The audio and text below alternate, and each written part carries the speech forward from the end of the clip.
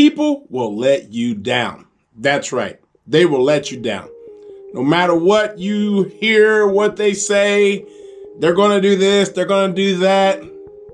They will let you down. Hey, I have a friend who was actually, we are talking each and every week about YouTube.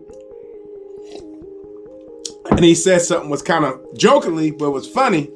And I try my best to contact him every week. And, you know, I'm busy. I'm a farmer. But I said, hey, man, I'm going to call you back in a few days. I'm going to let you do this. We're going to talk about that. And we're going to get the strategy done. And that's what's going to happen. And he said, yeah, my daddy said he was coming back or was going to call me back too. And he never did. And that's been 25 years. I'm like, oh, my gosh. I can't believe he said that. You know, I thought about something. When he said that, he hit on some truth there. And, you know, especially a lot of grown up or older people, sometimes we tell like kids we're going to do something, or we tell a friend, or I remember when I was younger, I had a lot of friends say they're going to come by, pick me up. I didn't have a car when I was younger. They're going to come by, pick me up. They're going to go to the party. We're going to have fun, Lim. We're going to have fun. I'm sitting there waiting on with my holy jeans and my best shirt with my holy shoes. And I'll say holy, I'm not meaning like spiritual holy. Well, I guess they were, because they were like on the last leg. And I thought I was going to go have fun and then come back to school the next week. They done went and had fun and forgot about me.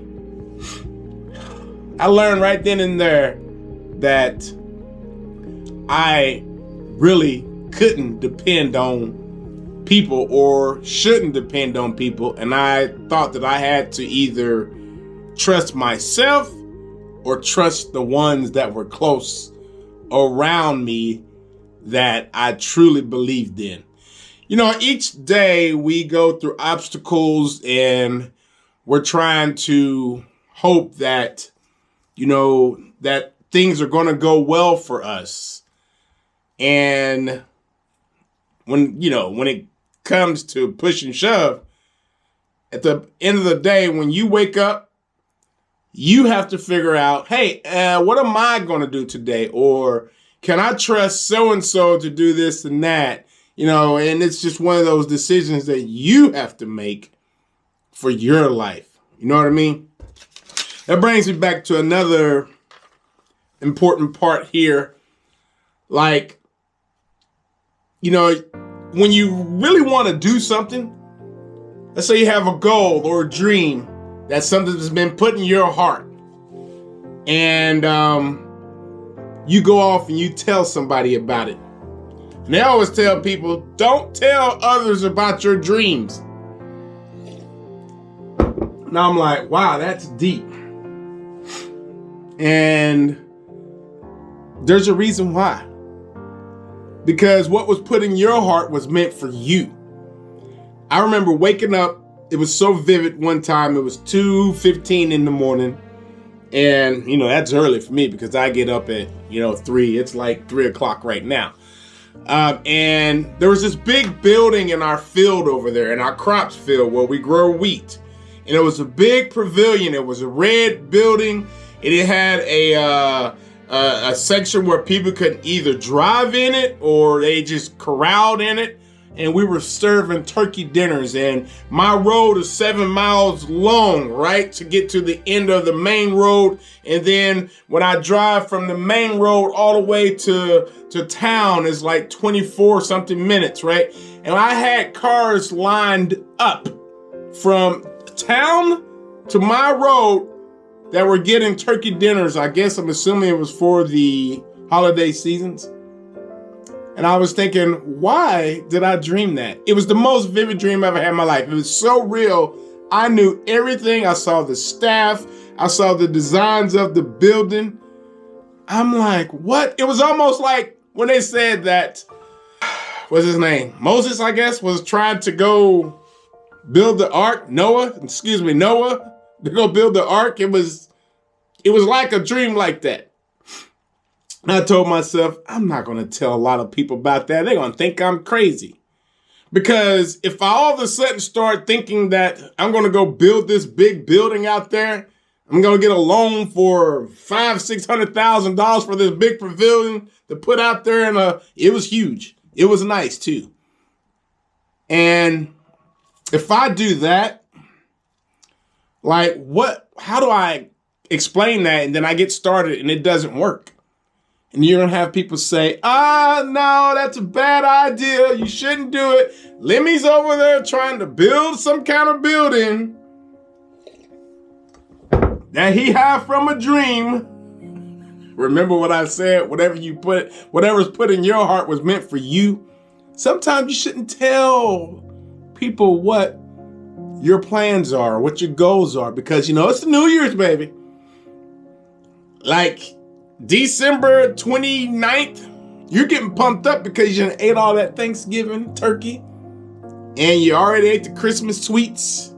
And you're like, I gotta lose weight. I'm gonna lose 50 pounds next 3 months. And then the first day of January, you don't show up in the gym. Then next week, you don't show up in the gym. You still eating the same way. And then there's that one person it was put in your heart, right? Sometimes we got to keep our business to ourselves. It's okay. We're not perfect, but there is a reason why it says you should guard your mind. You should really guard your mind and what comes in your ears and what comes in your, your space here. Because if you hear too much noise, then you're going to fall. You're going to backtrack. You're going to not do what you were meant to do, what was placed in your heart. You're going to do everything you can to avoid that situation. It's not your fault. Just make sure you guard your space inside your head, because if you don't, you'll never ever get to the point where you need to be, because you've already been influenced not to do what was placed in your heart. I know a lot of people like that who were or could have been great. I've mentioned this before many times in a lot of my videos that the wealthiest place in the world is the graveyard. Same thing. A lot of people had great inventions. God placed a lot of great inventions in their heart, in their mind. And they probably shared those inventions with someone.